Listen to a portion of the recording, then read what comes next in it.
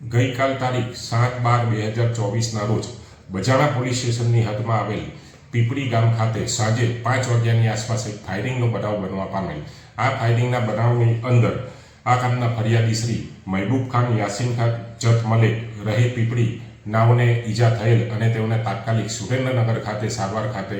પહોંચાડવામાં આવેલ. આ બનાવની અંદર હકીકત એવી છે કે આ ગામના આરોપી સમંદર ખાન જત મલેક મૂળ રહે માલવણ, તેઓએ 2021ની અંદર આ ગામના ફરિયાદી શ્રીના કાકા કેસર ખાનનું 2021ની અંદર મર્ડર કરેલ અને છેલ્લા 3 વર્ષથી તેઓ જેલની અંદર હતા અને 3 માસ અગાઉ તેઓ હાલમાં જામીન પર છૂટેલ હોય અને આ કામના આરોપી સમંદર ખાન જે છે પોતાની સ્વિફ્ટ ગાડી લઈ અને પીપળી ગામ પાસેથી જતા હતા. એ દરમિયાન આ કામના ફરિયાદી શ્રી સ્કોર્પિયો લઈને જતા જોઈ જતા તાત્કાલિક તેની સ્કોર્પિયો સાથે પોતાની સ્વિફ્ટ ગાડી અથાડેલ અને પોતાની પાસે રહેલ ગેરકાયદેસર હથિયારથી તેઓ 2 ફાયરિંગ સ્કોર્પિયો ગાડી ઉપર કરેલ,